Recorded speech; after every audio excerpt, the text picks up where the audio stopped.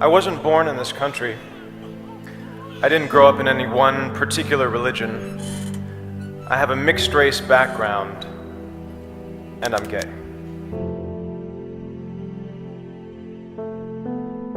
Growing up, I was a target.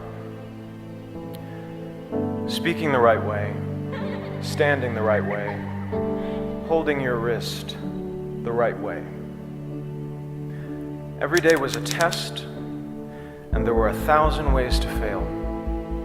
1,000 ways to betray yourself, to not live up to someone else's standard of what was acceptable, of what was normal. And when you failed the test, which was guaranteed, there was a price to pay. Emotional, psychological, physical. And like many of you, I paid that price. More than once, in a variety of ways. Like many of you here tonight, I grew up in what I would call survival mode. When you're in survival mode, your focus is on getting through the day in one piece. And when you're in that mode at 5, at 10, at 15, there isn't a lot of space for words like community, for words like us and we. There's only space for I and me. In fact, words like us and we not only sounded foreign to me at 5 and 10 and 15, they sounded like a lie. Because if us and we really existed, if there was really someone out there watching and listening and caring, then I would have been rescued by now.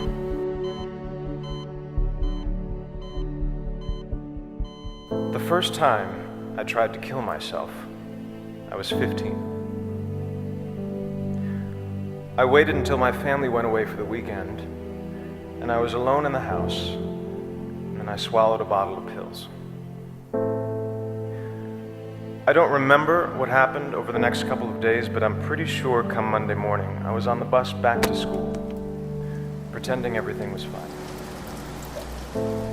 And when someone asks me if that was a cry for help, I say no, because I told no one. You only cry for help if you believe there's help to cry for. And I didn't. I wanted out. I wanted gone. At 15. I and me can be a lonely place, and it will only get you so far. That feeling of being singular and different and alone carried over into my 20s and into my 30s. When I was 33, I started working on a TV show that was successful not only here in the States but also abroad, which meant over the next 4 years I was traveling to Asia, to the Middle East, to Europe, and everywhere in between. And in that time, I gave thousands of interviews. I had multiple opportunities to speak my truth, which is that I was gay. But I chose not to. I was out privately, to family and friends, to the people I'd learned to trust over time, but professionally. Publicly, I was not. Asked to choose between being out of integrity and out of the closet, I chose the former. I chose to lie. I chose to dissemble. Because when I thought about the possibility of coming out, about how that might impact me and the career I'd worked so hard for, I was filled with fear. Fear and anger, and a stubborn resistance that had built up over many years. When I thought about that kid somewhere out there who might be inspired or moved by me taking a stand and speaking my truth, my mental response was consistently, no thank you. I thought, I've spent over a decade building this career, alone, by myself. And from a certain point of view, it's all I have.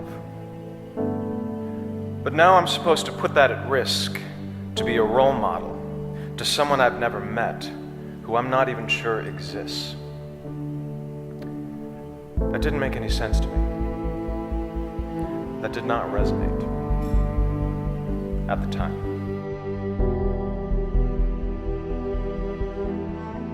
By 2011, I'd made the decision to walk away from acting and many of the things I'd previously believed so important to me. And after I'd given up the scripts and the sets which I dreamed of as a child, and the resulting attention and scrutiny which I had not dreamed of as a child, the only thing I was left with was what I had when I started.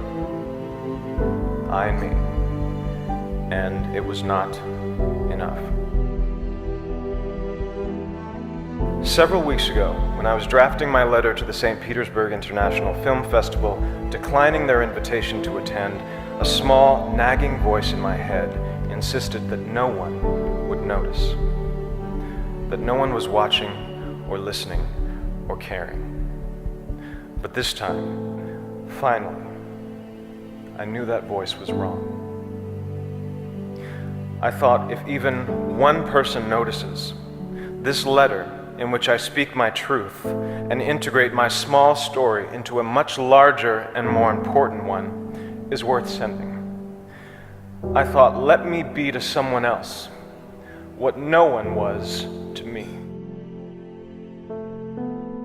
Let me send a message to that kid, maybe in America, maybe someplace far overseas, maybe somewhere deep inside, a kid who's being targeted at home or at school or in the streets, that someone is watching and listening and caring. That there is an us, that there is a we, and that kid or teenager or adult is loved. And they are not alone.